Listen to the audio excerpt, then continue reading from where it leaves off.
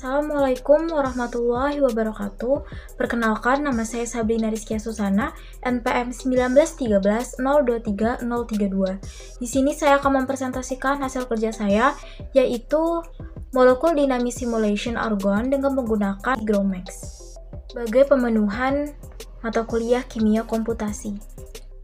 Pada materi kali ini, kami menggunakan berbagai aplikasi, yaitu Ubuntu 20.04 LTS yang berfungsi sebagai sistem operasi khusus perangkat desktop, kemudian Gromans, kemudian Xlaunch untuk kita membentuk grafik, dan VMD untuk kita menggambarkan visualisasi dari argon.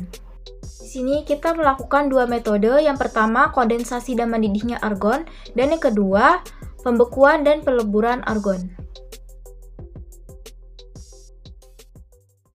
Sebelum kita memulai untuk mengoperasikan Ubuntu, kita harus membuat folder di C di dalam users Acer yang bertujuan untuk menyimpan data-data yang akan kita input dari Ubuntu. Untuk mendeteksi keberadaan foldernya, kita menuliskan cd spasi garis miring, lalu cdmnt c users Acer dan nama folder. Setelah itu, mengikuti step-step yang terdapat di dalam tutorial.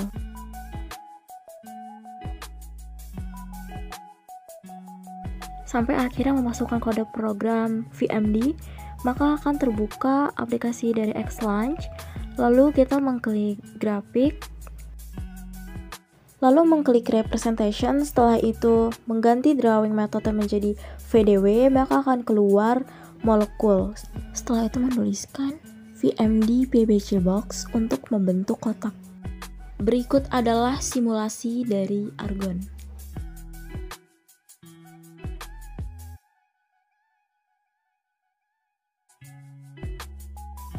Hasil yang diperoleh. Berikut adalah gambar grafik dari temperatur aneal sebelum diubah. Selanjutnya adalah grafik dari potensial. Kemudian membuka file aneal dan mengubah namanya menjadi gedit aneal mdp, lalu mengubah end step-nya menjadi 2.500.000 dan mengubah waktunya menjadi 5.000. Berikut adalah grafik potensial dan juga temperatur dari aneal yang telah diubah. Selanjutnya adalah grafik dari potensial heat up dan juga temperatur dari heat up.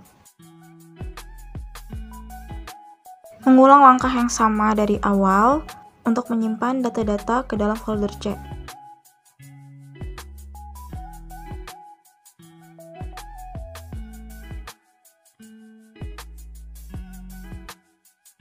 Berikut adalah grafik dari radial distribution.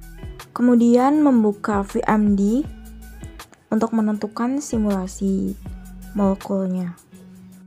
Mengklik grafik representation lalu mengubah drawing method menjadi VDW, maka akan terbentuk molekul seperti pada gambar. Berikut adalah simulasinya. Mengikuti step hingga memasuki XM-Grex potensial, maka akan ditampilkan grafik potensial.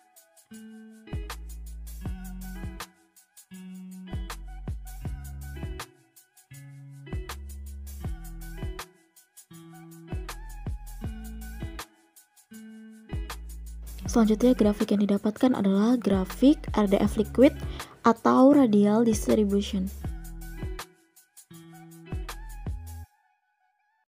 Berikut adalah hasil yang diperoleh.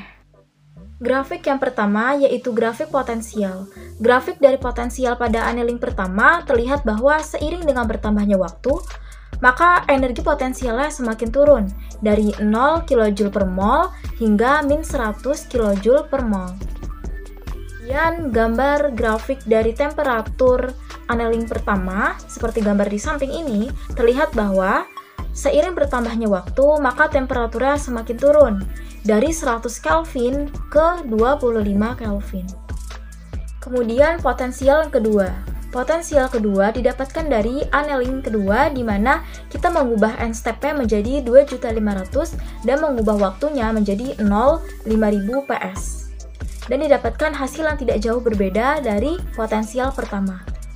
Begitupun dengan temperatur annealing ketika diubah, end step-nya dan juga waktunya tidak terjadi perubahan yang besar.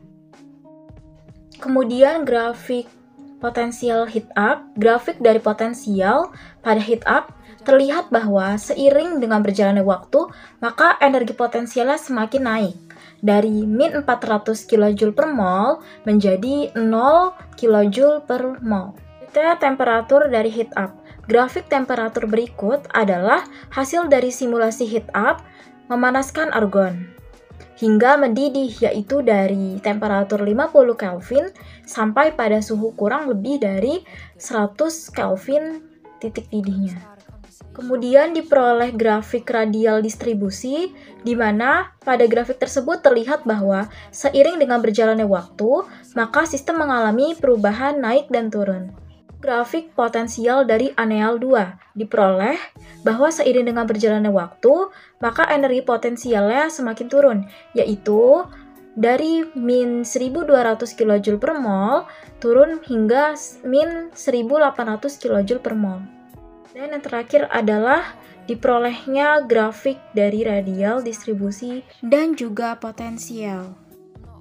Mengapa energi potensial akhir lebih besar dari simulasi sebelumnya? Energi potensial akhir lebih rendah dari energi potensial sebelumnya karena untuk memerlukan jarak antar molekul yang besar, maka panjang kotak simulasi harus lebih besar dan jumlah molekulnya kecil, sehingga energi potensialnya akan mengecil. Kemudian, berapa suhu didih kali ini? Mengapa titik didihnya terlebih tinggi dari simulasi sebelumnya? Suhu didih kali ini naik yang awalnya 113.305 Kelvin menurun menjadi 28.571 Kelvin, sedangkan suhu didih awal 108.53 Kelvin menurun menjadi 24.369 Kelvin. Titik didih yang tampak lebih tinggi dari simulasi sebelumnya. Hal ini karena adanya perpanjangan simulasi dengan mengubah step sebelumnya. 500.000 menjadi 2.500.000, kemudian mengubah annealing time dari 1.000 menjadi 5.000. Selanjutnya, berapakah suhu didih yang terlihat sekarang? Bisakah Anda menjelaskan perbedaan simulasi pendinginan mana dari 3 nilai yang Anda harapkan paling realistis? Suhu didih yang terlihat pada heat up mula-mula 57.983 Kelvin, kemudian menjadi 137.815 Kelvin. Dari ketiga temperatur yang telah didapatkan tersebut, yang paling realistis atau mendekati suhu didih atau titik didih asli argon pada saat di heat up, di mana pada suhu akhir 137.815 Kelvin atau sekitar min 136 Celcius mendekati titik didih argon sebenarnya, yaitu min 185,8 Celcius. Kemudian, kapan pembekuan dimulai? Kapan Anda mengharapkan pembekuan dimulai? Dapat dilihat pada grafik potensial awal, pembekuan dimulai kilojoule per mol yaitu 0 sampai 1200. Kemudian time PS yaitu 0 sampai 1000. Baiklah, sekian dapat saya sampaikan, kurang dan lebihnya mohon dimaafkan dan saya mengucapkan terima kasih. Wassalamualaikum warahmatullahi wabarakatuh.